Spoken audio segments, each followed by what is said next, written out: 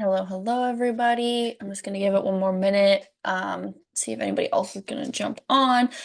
This will be recorded and I'm going to email out a copy of the recording for everybody afterwards. So if you can't make it for the whole thing, that will be sent out to you. Just give one more minute here.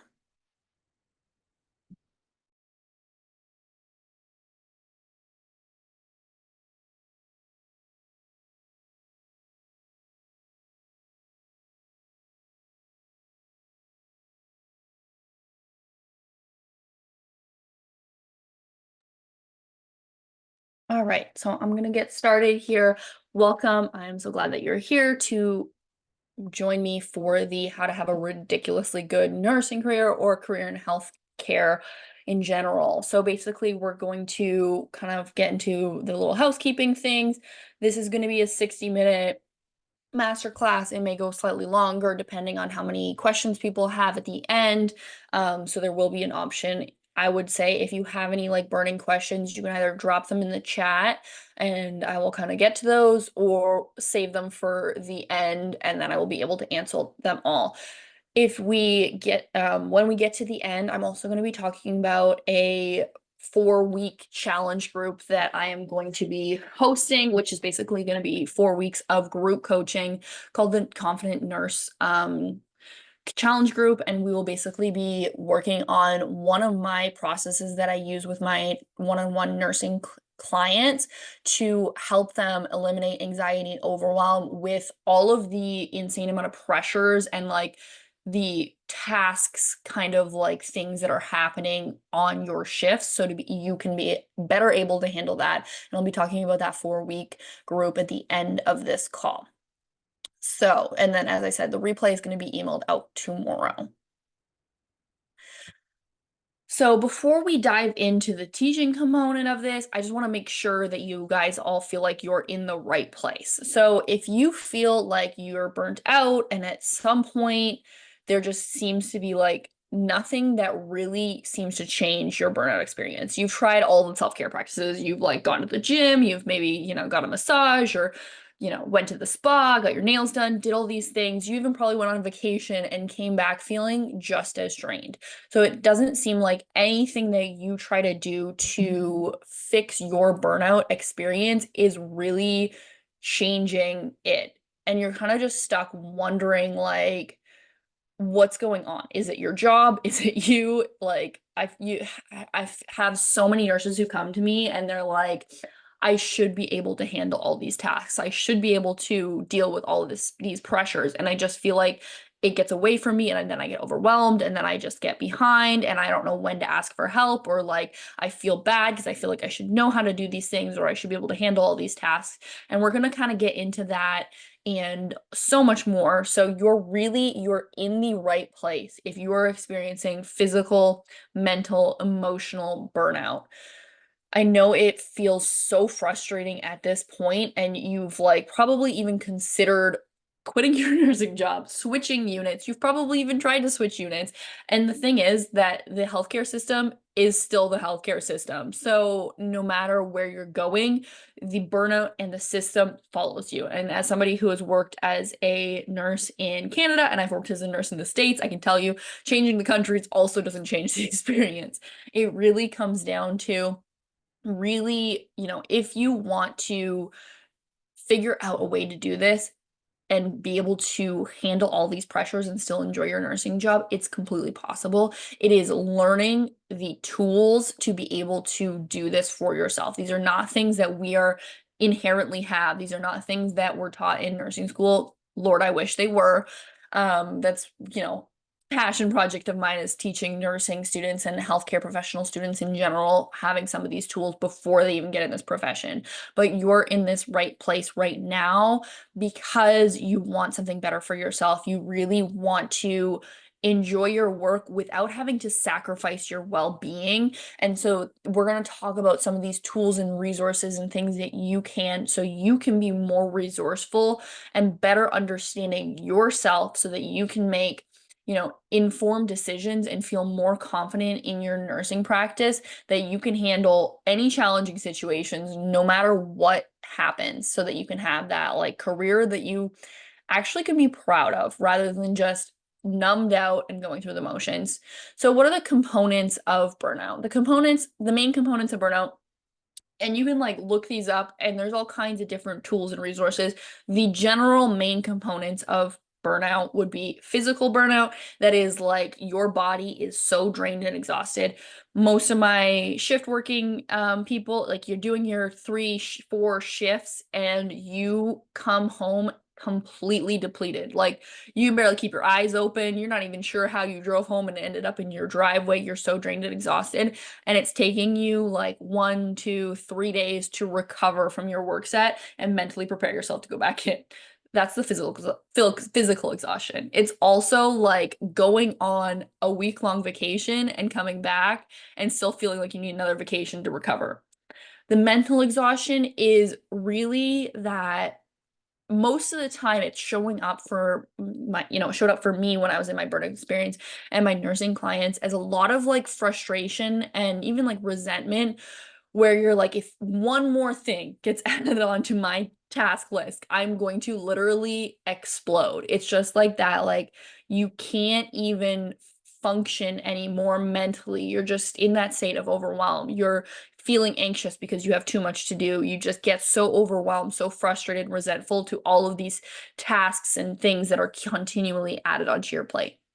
The third thing is emotional exhaustion. This is that like point where you are so far in your burnout experience, you're truly in a fight flight response, which prevents you from responding in a way that you want. So if you find yourself like lashing out at your partner, your kids, your friends or things like that, and then later on you're like, I don't even know why I did that. Like, that's not me. That's not how I want to act. That is true, like, symptom of burnout experience where you lose the capacity to intentionally respond to things and you basically are reactive and often lashing out. You also get those like where all of a sudden you're crying and you're like, I don't even know why I'm crying. It's because you have so much emotional buildup from all of the stresses and traumas and things that you've experienced in healthcare that it's like bubbling over the surface. And a fourth component that I really do think is unique to healthcare providers is navigating our healthcare system. Our healthcare system is not designed to support healthcare professionals. It's not designed to support patients. In reality, it's designed to make money. And unfortunately, it creates so much frustration and resentment for us people who are working within it, who just don't feel like we have the resources, the time, the capabilities to actually care for people in the way that we want to. So this is really important for us to understand, logistically how the system works, but knowing that so that we can effectively navigate it and get the most out of our careers despite the system being basically rigged against us. So by the end of this masterclass, I'm going to help you go from being, miserable, never feeling like you have enough time or energy to truly care for your patients, never having that energetic capacity to do the things that you need to do to be able to create that consistent and reliable energetic capacity to handle anything that healthcare throws at you, and being able to go home at the end of the day with still energy left over for yourself, your family, your loved ones. I'm going to help you go from putting yourself constantly at last, saying yes to extra shifts, staying late, missing your lunch breaks, not peeing when you need to pee, just one more task, to be able to taking your breaks when it's like actually a reasonable meal time versus like eating your lunch break at 5 p.m. And saying no to extra without feeling guilty. There's a difference between like you intentionally being like, hey, I have the energetic capacity and I, got a trip I want to pay for. I'm going to pick up that extra shift, and being like, hey, we're desperately short tomorrow. We could really use you. It's going to be really hard if you can't pick, like being guilt tripped into it. That's what I want for all of, healthcare professionals is to be able to understand themselves and advocate for themselves and their needs so that they can like feel better in their careers and actually live lives outside of the hospital. If we're constantly at the hospital draining ourselves, sacrificing our own well-being, we have no capacity to be able to live lives that we actually enjoy. And the last thing is I'm going to help you go from resenting your job and your career because you can't care for the patients in the way that you want to recognizing what your best nursing skills are and figuring out the right job that allows you to use those. And maybe it's your current job or maybe it's a new unit, but really figuring out like what you bring to the table and using that for your advantage. So if that sounds like something that you're interested in, those are the tools that you want, let's get into it. So over the next hour, we're going to talk about like learning how to start understanding yourself, understanding how burnout happens so that you can feel differently about your job. So you don't have to dread every single time your alarm goes off in the morning, that like pre-shift anxiety the day before. So you don't have to have those recovery days where you're just trying to resume feeling like a human. We need to remove that like walking zombie going through the motions. One of my clients was like telling me the other day about like how she was like literally at the grocery store and she's just like it was a moment for me where I was like I don't know how other people are being normal. Like when I'm just so drained and exhausted and my body can barely function and I'm just trying to buy my groceries, it's so surreal that other people are just going through and seem like they're having a good time. And that's like, I think it was a true wake up call for her in that like this burnout experience. Like I need to get out of this and create a situation where I have that energy and the capacity to start living my life again. So I'm going to teach you the process of creating boundaries within like your healthcare jobs and practices so that you can stop feeling guilty when you put yourself first. So you can say no when it's right for you. You can go to lunch breaks. So like you can actually pee, you can actually stay hydrated. Imagine actually getting home from your 12-hour shift plus shift and not having a headache because you actually are properly hydrated and taking care of yourself and actually ate lunch. So I think this is something that's really vital for every single healthcare professional to understand how to advocate for themselves like they advocate for their patients. So lastly, I'm going to teach you how to create your best nursing career. The truth is that you don't want to waste all this time, money, and energy that you've put into creating this career. And I think like so many people like toy with that idea of quitting, of finding something else, but they're like, this is really about getting back to, that why you wanted to be here in the first place, actually figuring out how you can help people and utilizing your skills to be able to do that in a way that feels good to you. So let's get into my story. So I am Jana Holterman. I am a nurse. I still work in a CVICU as well as coaching my amazing nurse and healthcare professionals. I have more than just nurses, healthcare professional clients dealing with their burnout. My story kind of started with I felt like I wasn't really sure what I wanted to be when I grew up. I applied to biochem programs and one nursing program, and I toured the school and I absolutely loved it. So I was like, okay, I guess I'm going to be a nurse. I did always like the science side of it and I like to help people, so it kind of did feel like a good fit, but it kind of just one of those things that landed into me. Through school, I was a like patient care tech for a float team. And so when I graduated as an RN, I decided to just continue working with that float team. The problem with that was that basically I was going to three different hospital systems in my city that I lived in and going everywhere. When you get to a new unit, they basically give you all of the patients that they're sick and tired of dealing with because they want a break. And I totally understand that. But when every single shift you show up to, you're getting those like quote unquote difficult patients or the really heavy care patients, it became very mentally exhausting so quickly. And I was second guessing, like, is this really for me? Is this what I want to do? I really felt like I was just kind of stuck going through the motion. So I'm like, I'm going to do what I know how to do. Get my nutrition in point. I hired a personal trainer. I started doing, home workouts, all kinds of things, getting my body in what I thought would be a like peak physique that would help me better, because those are the tools that I knew how to do. And like people say, oh, you're burnt out, you just need to go for a walk and see the light of day and meditate. And I'm like, okay, I'm going to do all those things. And the thing was that yes, I did have a little bit more energy. I did feel a little bit better, but I was not enjoying my career anymore. I was still feeling like I was going through the motions. I still feel like I was numbed out. I wasn't able to emotionally connect with my patients. I felt like frustrated and resentful that I wasn't able to care in a way that I wanted to. So I was like, I know. I think that I would really like critical care. I want to work in the CBICU. I'm going to use my brain more. It's going to have more critical thinking. This is going to fix everything. So what did I do? I went and got I went into critical care. I was doing the job. I learned all of the skills. I got all of the certifications, checked all the boxes.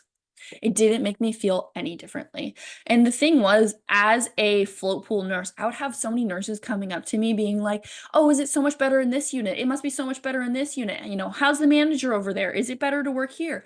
And the thing was, it wasn't better in any of those units. I was literally floating in between three hospitals, and I could tell you that, like, yes, some units were more enjoyable to me personally, but there was still similar problems, or there was pros and cons to each of those places. So I couldn't like honestly be like, yeah, it's so much better over here, you should go over there, because the grass is not greener on the other side. It's greener where we water it. And so that was part of my story. I then ended up moving to from Canada to Florida for my then husband doing his PhD. He unfortunately got extremely sick, mentally ill, and we battled with his mental illness for like well over a year, extremely sick. He had been hospitalized, changing meds, all of these things. So I was going to work, caring for my patients, and then coming home and caring for him. And unfortunately, in 2022, he took his own life, which was the most devastating thing that had ever happened to me. I should have put a trigger warning before I talked about that. But what I want to say is, through coaching and through understanding my brain, I was able to not only figure out what I wanted to do in my career in a way that really lit me up and I could feel proud of. I was able to survive ICU nursing through COVID. I was working in the ICU. I was taking care of ECMO patients, which were like the sick of the sick patients. I was seeing all those people die, and I was able to get through that without experiencing burnout. And then moved to a different country, started nursing here, and then being able to be at home caring for somebody else, be on my shifts, caring for them. And I think that experience, as traumatic and difficult as it was, I truly feel like I learned so much about myself. I was able to move through it in a way that could truly like allow me to still function, allow me to recreate myself, rebuild the career that I wanted, to start building this business and helping other nurses and other healthcare professionals heal their own stuff so that they can build careers that they love. And I think this was just one of those things that only recently have I started sharing that component of my story, because it was traumatic and it was one of those things that's like I wasn't ready to share. But I think it's truly just a testament to the resiliency that we have as human beings. And you never know how strong you are until you literally go through the trenches. But I really do believe that it's a testament to how important wellness, your mind, your understanding of yourself, and creating these resiliency tools is, so that you can literally learn how to handle anything that healthcare or life throws at you and come out the other side a stronger version of yourself, more deeply connected with yourself. So that took a little bit of a tangent that I wasn't planning on going on, but I'm here for it. So let's kind of get into the nitty-gritty of this. How does your brain work? So getting your brain working for you is really kind of the first understanding how burnout happens. So our brains, at the end of the day, are designed to keep us safe. They are designed to protect us. Now, our primitive brain, our lower brain, or your reptilian brain, however you want to call it, is basically designed to keep us safe. Now, it can't do that by overriding our conscious brain and like robotically taking over us to remove us from dangerous situations. Also, with our current reality of life, dangerous situations are not like lions, tigers, and bears trying to come and kill us. They're much more sneaky than that, but our brains are still trying to protect us in that way. So at the end of the day, I always like to think your brain is trying to avoid pain, even if it's emotional pain, avoid some sort of pain and seek pleasure. And here's the thing. In healthcare in the last few years, pain, emotional pain, physical pain, mental pain is what we have experienced. So it makes complete sense why our brains literally become averse to going into shift. This is why we get that pre-shift anxiety that, your alarm clock goes off and you get that pit in the bottom of your stomach and I'm like, oh my God, I have to go back in, because your brain has literally been put in so many situations where it doesn't feel safe, and so it continues to be like, this is bad. We should avoid this. We should not do this. We don't want to do this. You should go take another vacation. You should go, do all this stuff. So, but if quitting is not an option for you, like it wasn't for me, like isn't for most of my clients, you're in the right place to try to figure this out. So creating a better experience and reducing that pre-shift anxiety, reducing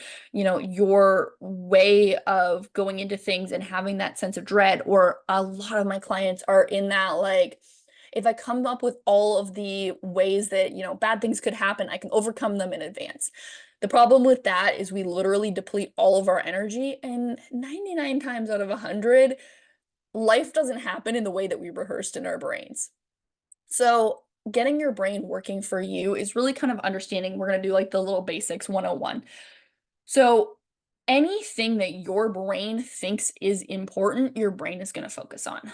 All of our life experiences, your brain creates neural pathways of things that we rehearse, we do over and over again. Just like, driving your car home from work. How many times you literally get on autopilot and you land in your driveway and you're like, how did I even get here?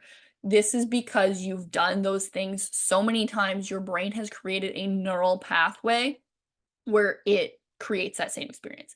This is true for our nursing experience. Remember when you were like a new grad nurse, you were doing clinicals, you're starting your profession, everything seemed so challenging. You had to mentally do each task because it hadn't become a habit now. Now you're probably at the point in your career where it all is on autopilot because you have strong neural connections for how to do those things.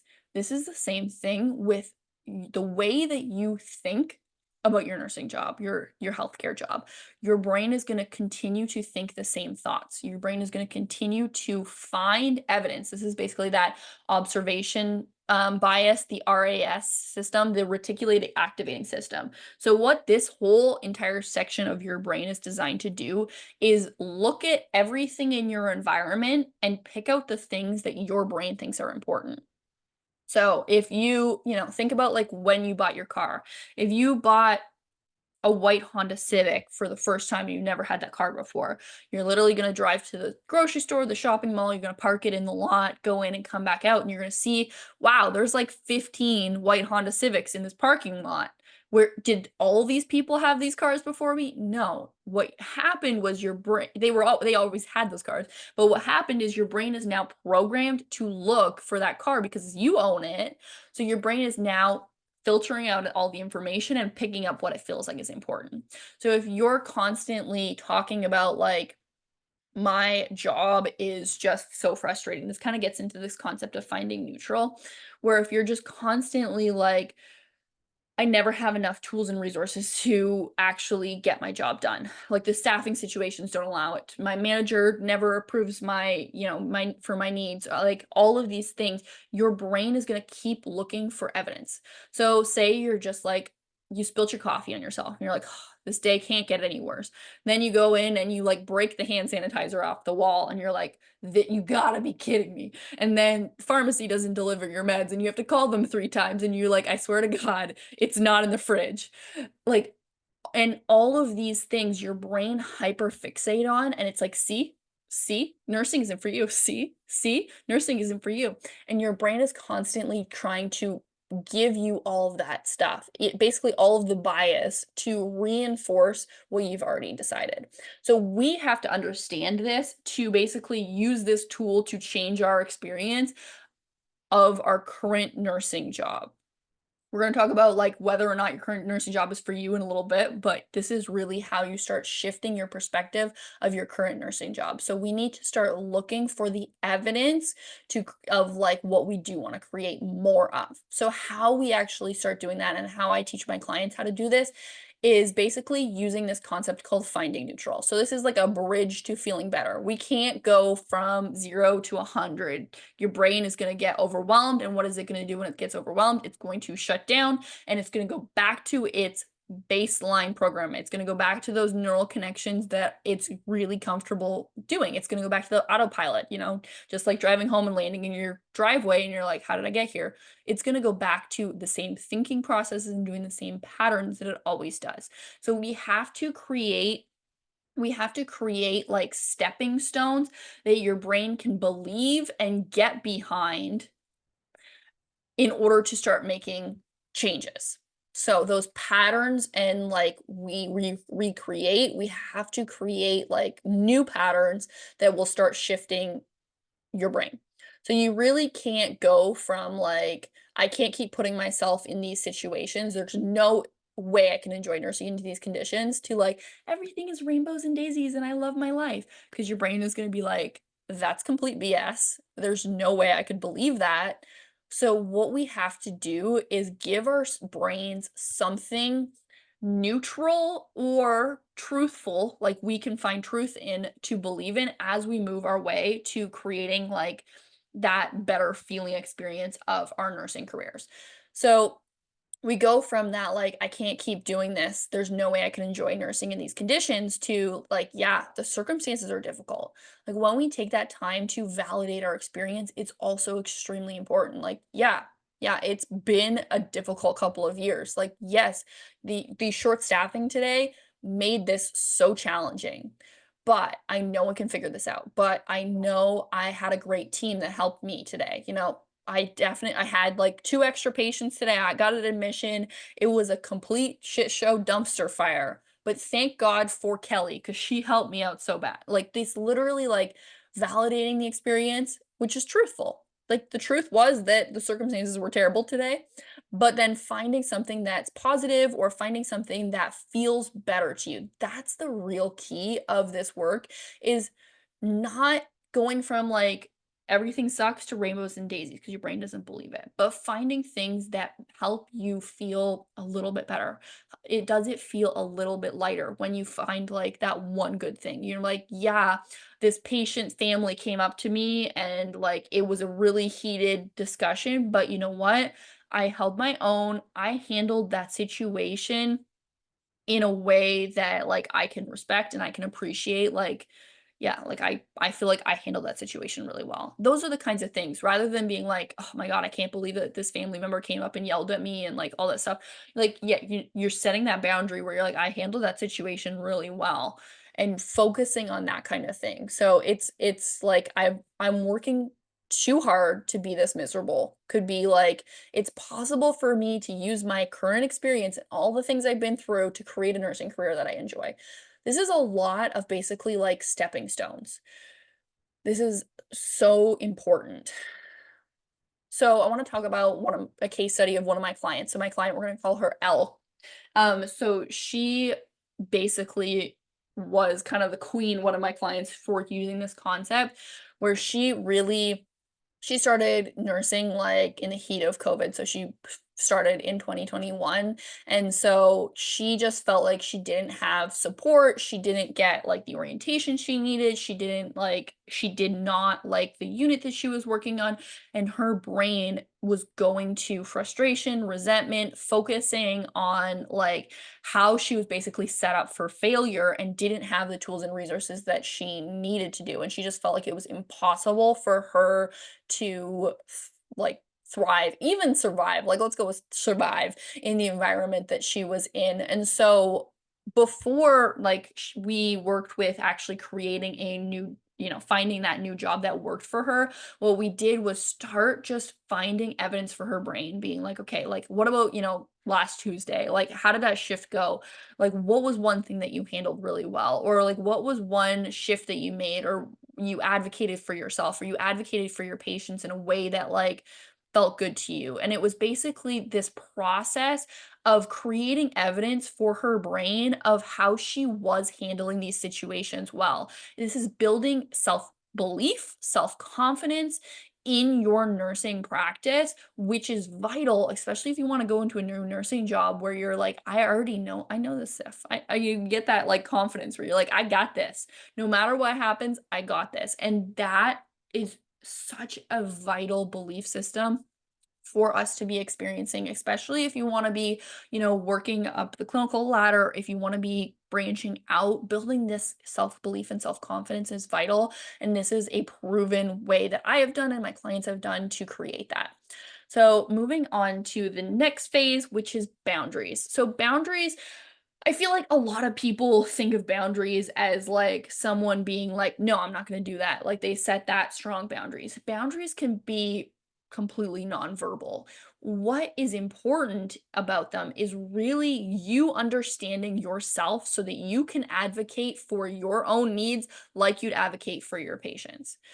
We can't work and enjoy our lives if we're completely drained and exhausted. So we need to understand what is important to us and be able to set boundaries that maybe we're the only people who are aware of, but we know where they are so that we can continue to advocate for ourselves. Brene Brown basically does this quote in her book called Atlas of the Heart that I liked it, where because I think so many nurses are like, I'm very empathetic and, like I'm a caring person.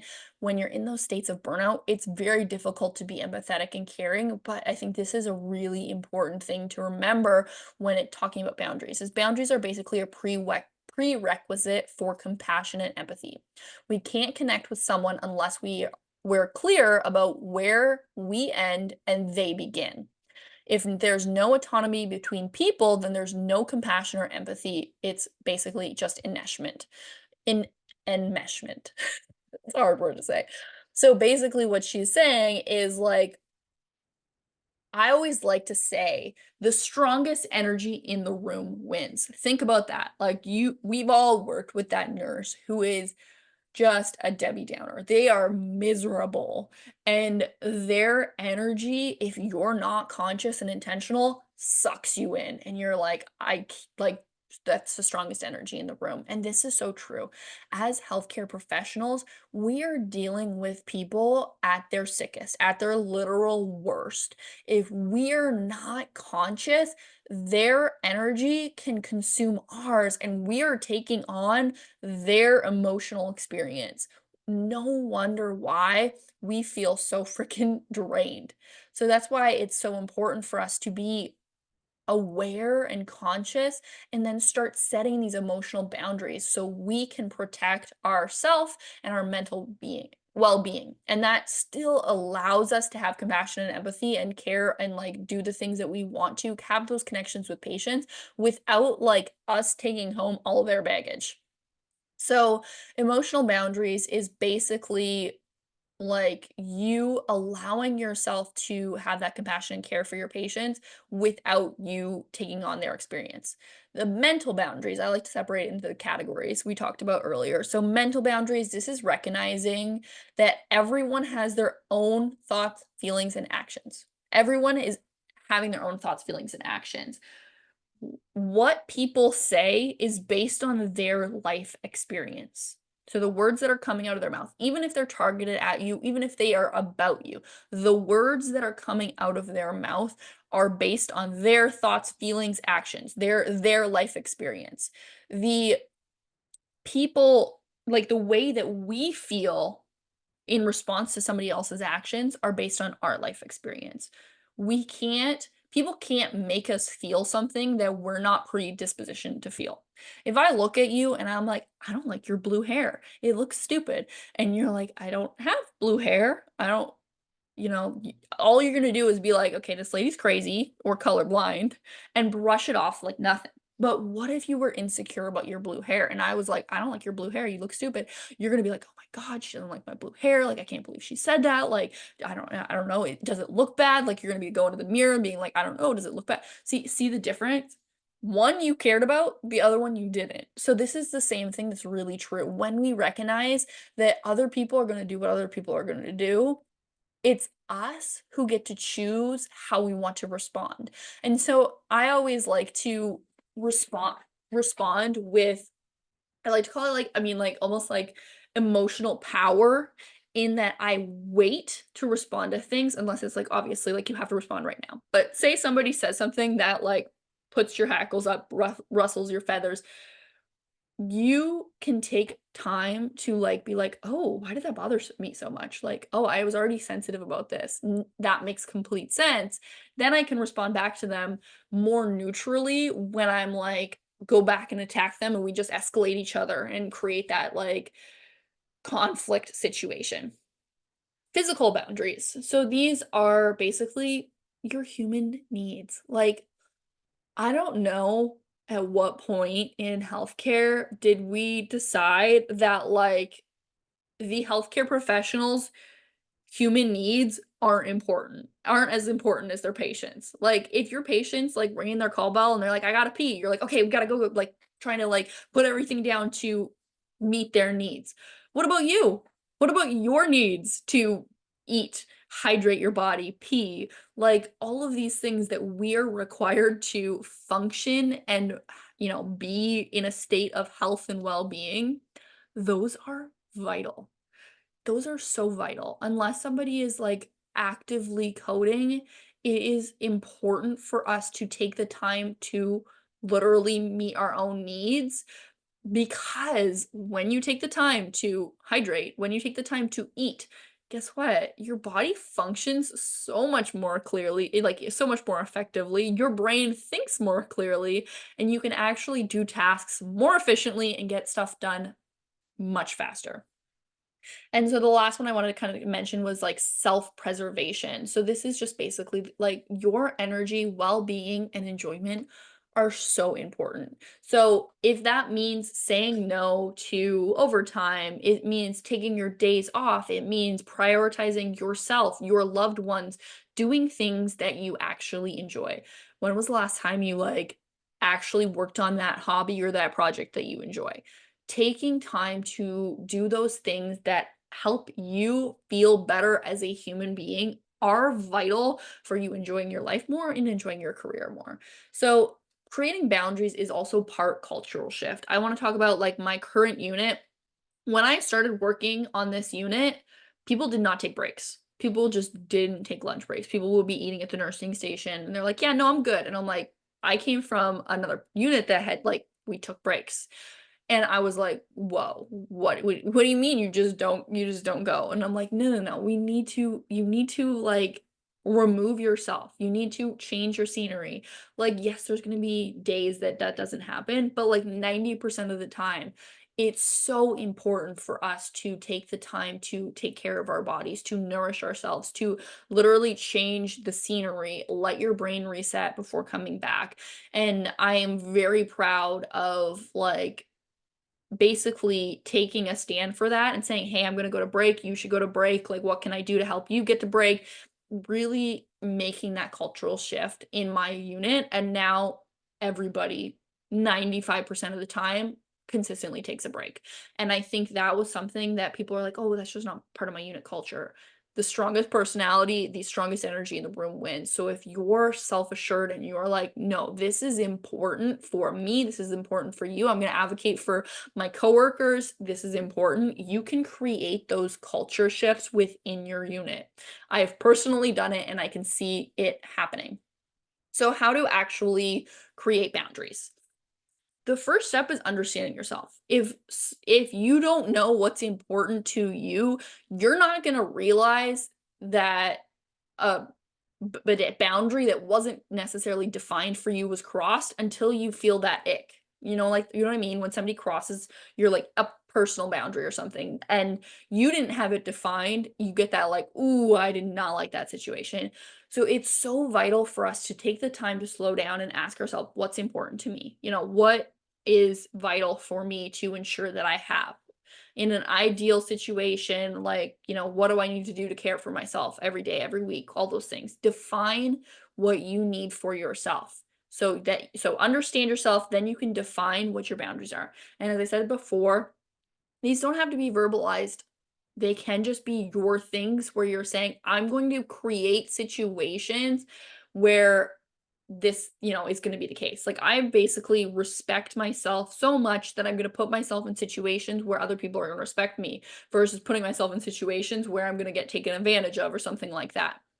So understand yourself, define your boundaries, implement your boundaries. As I said, they don't necessarily have to be like, "Hey, that's a boundary of mine, don't cross it." It's basically like, "Hey, can you pick up that extra shift? We're really desperate. Like, we really need help." Like, "No, I've already made that decision that, like, tomorrow I'm going to go for a walk, I'm going to go to the gym, I'm going to do something for myself. I can't implement that."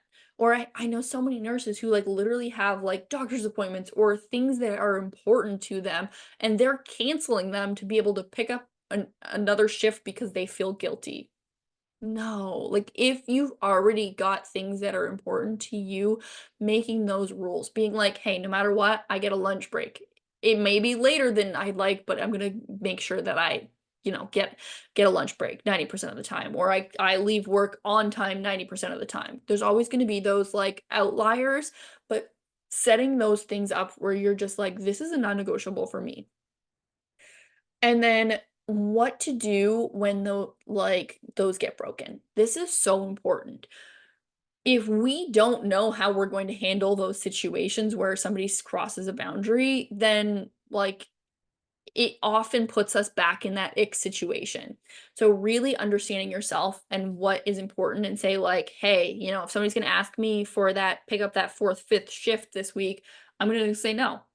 And they're gonna be like, "Oh, no, but we really need you." And you're gonna be like, I'm gonna say no. Like, that's a no for me." So just coming up with those, not like a gazillion reasons, but just like the handful that you can be like, "Hey, this is what's happened to me in the past. I can expect that somebody's gonna push back on it. How am I gonna respond?" Another case study for this section for my nurse, D. So she was a nurse, but also a caregiver for her sick mother. So she was picking up overtime shifts, staying late at work, but also caring for her mom with a chronic illness. And she was basically telling herself that she needed to do more and she couldn't say no. So she put herself into the situation where she was so incredibly drained and exhausted because she was putting in extra hours at the hospital trying to support them. She was trying to make some extra money so she could help support her mom and her, like, the medical expenses and all this stuff. And what she was doing was she was literally putting herself so far past the point of last that she didn't have, like, that capacity to take care of herself anymore. She literally was, like, her own health was suffering. She wasn't the partner, the daughter, the nurse that she wanted to be. And so through our one-on-one coaching, we basically, like, really created clarity around what was important to her and her priorities so that we could set up boundaries that stopped helping her feel guilty around saying no when things weren't good for her, and also gave her the energy to be able to be present with her job, and then also be present with her ill mother and, like, her boyfriend at the time, so that she could, like, be present and be in those relationships and actually be present. I think that's something, like, so many of the people that come to me come with that, like, I'm not mentally present, even if I'm with my and that really happened for another one of my clients, client O. He was always like, I'm the yes man, I'm the yes man. But the problem was he literally, without even realizing it, started sacrificing his wife and his two daughters in their relationship because he kept like taking on extra. He was doing like on call stuff and he was like, "Oh, you can always text me at any time if you need anything." And people were taking him up on him saying that, but what it did it was he let his work consume everything else. And so he was basically just going through the motions through work, but he was also going through the motions in his personal life. And that was the biggest wake up call for him was just like when he could not focus on and being present with his kids and his wife. And so being able to declare his priorities, what was important to him, like he literally stopped doing the on-call things, which was an option for him. He stopped picking up those extra stuff, really taking time to take care of himself and be fully present with his wife and daughter. So the last category, creating your best nursing career. Is the job the problem? The job is sometimes the problem, but if we don't understand, like, how our brain works, like we've talked about, we can let the circumstances of our environment define our experiences. This is basically giving away our personal power to everything around us, and I'm sure you've experienced, if you aren't intentional, healthcare is gonna beat the shit out of you.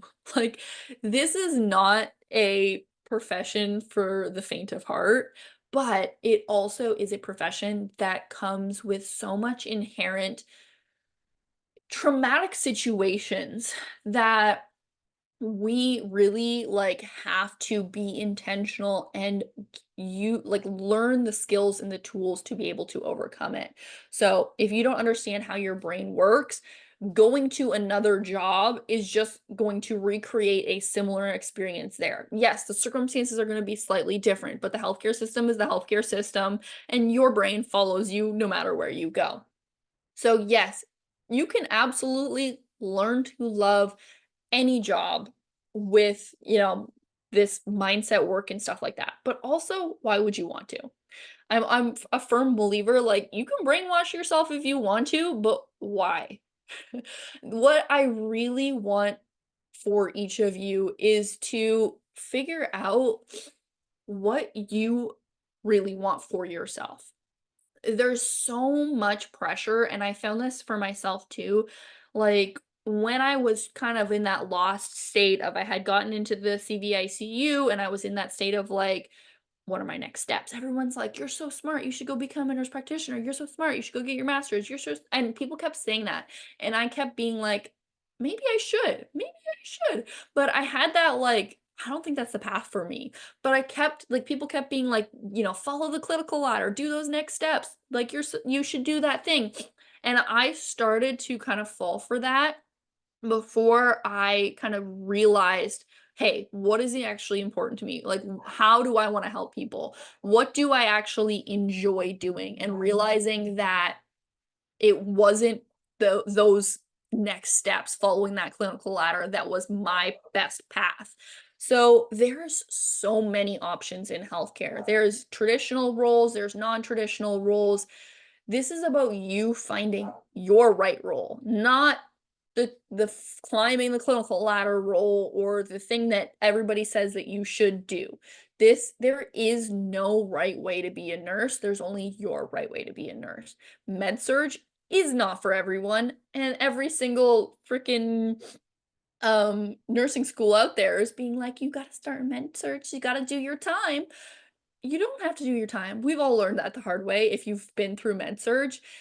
It is for some people, and I love that for them, but it's not for everybody. So you don't have to do what people say you have to do to create a successful career. You don't have to go get more education. You don't have to get more certifications if that's not the path that you don't want to take. So, what it really comes down to is like, what is important to you? What are you really good at? Like, when you take some time to sit back and envision your ideal career, your ideal day in the life, what would that look like? What skills would you be utilizing? Is there a time that, like, when you're doing that, you feel this is important? This, like, I am so good at this. Like, I can really get behind when I do these, when I have to go educate a patient. I love that. Like, maybe that's something that's super important to you. So really, like, what do you love about your current job? Like, what do you enjoy helping people with? How do you like to support others? Then it becomes like, what are your non-negotiables? And this is probably created from them getting crossed. When, I worked at this job, it was terrible having to do those on-call shifts, or I cannot stand working night shifts because, like, for me personally, I like the pace of nights, but what it did to my body, complete zombie, could not have a life outside of work because I could barely function. And so that was a non-negotiable for me. I can't do nights. Not gonna work for me. But other people are like, I only want to do nights because it works better for my kids and those kinds of things. So the other question to ask yourself, like, I would take a screenshot, do whatever you want with these, is and take some time to, like, write this down. What does success look like to you? And if you're unsure of that, that's something that you want to take a little bit of time on getting clear on for yourself. Like, what does success look like for you?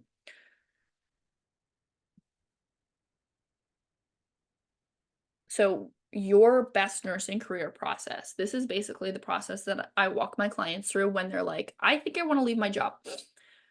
Number one, defining all those strengths. Like, what are you really good at? Like, what is those things that you would like to be a main component of that next job? Number two, determining what your needs and wants are. That could be like, I really need 12-hour day shifts. I really want Monday to Friday, 9 to 5. I really want to have on call shifts. I really want to have a component that I can work remotely or do trips. I don't know. Whatever your needs and wants are, having those as like non-negotiables, must-haves, or and then like would be nices, and could take or leave it. That's kind of how I normally categorize that, because not every job is going to fit all of the things that are on your like dream list. But when jobs can fit most of those things, that's kind of like when it could be a good fit. Step three is that deciding whether your current job offers those things or doesn't. I talk about in the next slide, like one of my clients and her experience with that.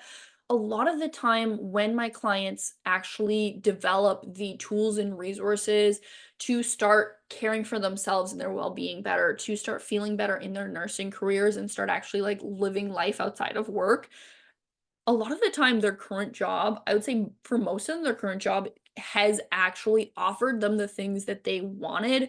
They were just focusing on all of the reasons that their current job was shitty and not giving themselves the time to actually care for them. And they were in such a deep state of burnout that they couldn't really be able to even like have the capacity to, appreciate those things. And this is, of course, like a step-by-step process. This stuff doesn't happen overnight. It's like literally a process of trial and erroring and figuring out like what is important to you. And so if you decide to love it, it goes back to learning all those skills, the finding neutral, understanding your brain. And I have like a bunch of other skills that I walk my clients through, but so that they can really start like having that energy and capacity to enjoy their life inside and outside of the hospital. But if you decide to leave it, which for some of my clients that is the case, you basically have to figure out the job that fits your needs. Now, this can be tricky in that job descriptions online are not always like the most truthful and accurate. So, when things look like they could be a good option, it's really about coming up with those questions about your non negotiables and things that are important to you. So, when you go on interviews, you know exactly what to ask that manager, so that you can effectively determine if that job is for you or not for you. And then the fifth step would be actually making that transition with, again, new jobs are going to have new problems. So making sure that you learn those skills to be able to make the most of that new job and really get what you want out of your career. So this one, my client Mabel, she was a new nurse practitioner on like a cardiac unit. And so she got into that role, thought it was going to be the thing that she wanted, and then she just felt so overwhelmed and stuck because there was no direction. She was basically just like becoming the task horse for all the doctors. People were just giving her random tasks and all of these things. She just felt like that ping pong ball, just doing all the tasks and not really having that clear sense of direction. So she was like, I think I need to find a new job. When we started working on this, we really got clear around like what her priorities were, what was important for her, what she enjoyed doing. And because there wasn't a clear role defined, we were able to actually like build her role. And so she was able to like petition the doctors and say like, hey, I think this would be the most effective way for me to be in this role. And they were all on board with that. And so what it allowed her to do is do the things that she enjoyed doing. She got to build more confidence, develop her skills in her a role that worked for her and her family. She could spend more time with her kids because of this role. So I think it was such a good thing because she came to me with that, like, I need a new job. This isn't working. I can't, I just feel so lost. I feel so frustrated and overwhelmed. And this was like the perfect example of like really learning to understand yourself, learning what's important to you, learning how to like utilize your skills to create the most out of a role, and then being able to advocate for herself with, her management teams and the doctors and stuff to make it into what she wanted.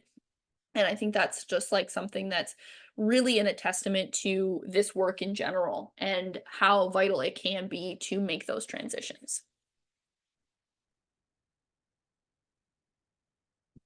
All right. And before we jump into our questions, this was the Confidence Nurse Challenge that I kind of mentioned at the beginning. So I'm going to be running a 4 week, it's actually 5 weeks because I'm skipping the week of Thanksgiving, but a 4 live week challenge. Where you're basically, this is for the nurse who gets overwhelmed, gets anxious, starts like beating yourself up because you're like, I should be able to handle all these pressures. I should be able to deal with all these things. I should be able to get everything done. I don't know when to ask for help. I don't know like what I should just be able to handle all this. Or you're getting that pre-shift anxiety. You're feeling resentful, frustrated towards your job.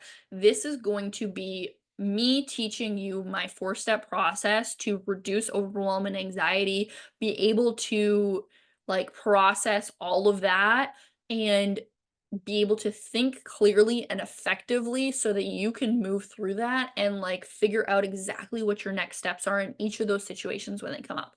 So I'm going to be teaching each step of that on each 4 calls.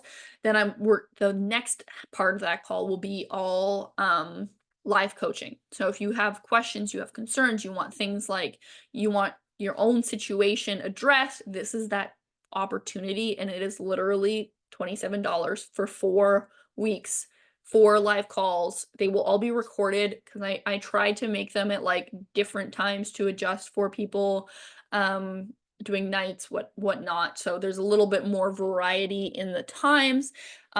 So if that sounds like something that you want, I will put the link to that in the chat. And this will be starting November 4th. So 4 live calls starting November 4th for the Confident Nurse Challenge. If anybody has any questions, now is the time to ask them.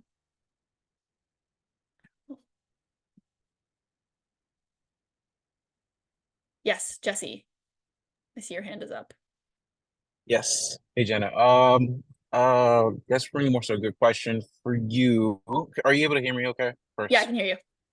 Okay, awesome. I guess one good question would be, working especially in the healthcare field as well too. I have come across many nurses that do either voice their frustrations, kind of explain exactly what you kind of meant, more so like burnout Mhm. characteristics, so to speak, without necessarily saying it themselves. However, don't necessarily rely too much either on themselves or looking at or being able to look and outsource for resources, but primarily depend on, I'll say, like their management. Their management should be able to fix all my problems or these problems, They don't necessarily say it in that manner, Yep. but I do know, like, especially as a new nurse, I got in that motion, Hmm. that, oh, the way that you're feeling, all the stuff, things will get better only if, you know it's your leadership that needs to help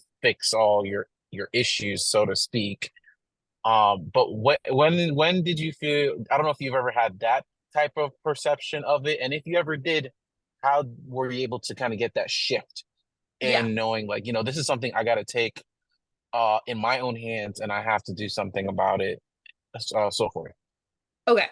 I think the easiest way to explain it is you cannot fix an inside problem with an outside source.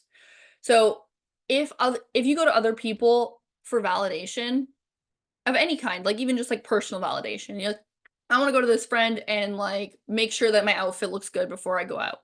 And they're like, "Oh, your outfit looks great." But inside you were kind of like, "I don't know if my outfit looks really good." Like you don't you they may tell you your outfit looks good, but you're kind of like, I don't know if I really believe them. What happened? Outside validation did not change your inside thinking. This is the exact same thing. I see it all the time. At work, I'm a part of like the shared governance, and like I'm the president of the unit-based council, and I see this all the time where people will come to me too that with those like, this situation wasn't handled properly, or like, I'm not getting the support I need. I am a firm believer that we need to advocate for ourselves. It's not management's job to make the individual person more like to have a good time, realistically. Like the roles of the manager is to try to make it a safe environment for the patients, a safe environment for all, staff as a whole to deal with problems and things like that. So I personally feel like I had some really crappy managers the beginning of my career. And I think because I had some really crappy managers, and this was even like before COVID times, I learned very quickly that I'm like, well, I literally went to them with my problems, and absolutely nothing was done. They like, the first manager I had, she would be like, "Oh yeah, no problem," and then nothing would change, and I was like, "Oh, okay." So because of that, I mean, obviously it sucked not having a good manager, but I learned very quickly. I was like, "Well, she's not going to help me," and then my second manager, he was about the same, where I was like, "Well, he's not going to help me." So I need to figure this out on my own. But I think that like really that simple saying of like you can't fix an inside problem with an outside thing. Even if you gave people everything they always wanted. Like you had perfect staffing. You had, great patient ratios, the acuity in the unit wasn't too high. People are still going to find things that are problems. You can't make everybody happy. And so really there's going to be people who take that responsibility for their own experience of their nursing practice and do that work for themselves. And then there's going to be people who will never take responsibility for their own nursing practice and expect somebody else to do that. I think the difference is the person who took responsibility for their own nursing practice is going to end up having a much better career experience than the person who didn't. So when I'm in a leadership role in my coaching practice, but also at the hospital, I always want to empower people to kind of be like, hey, these are the tools and the resources. I suggest you look at this. Or if somebody comes to me with a specific problem, I can offer them a piece of advice, but I also like put it back on them in that, like, hey, how do you think you can overcome this? Or like, what do you think is the best good option? And I also think that's helped in that, like, a lot of people have great ideas that we didn't always think about. Does that answer your question? Or do you have something more specific? Oh, no, absolutely, absolutely. Um, I was just very curious because I know that's just something that I've seen very often. Yeah. Sometimes this took me a while to kind of figure it out. Yes. When it was common things, because you even mentioned it yourself, like if you the biggest energy in the room, like the biggest energy in the room usually is the most infectious, and most Yep. people are drawn to that. Yep. I've seen that in so many, in a positive and a negative way.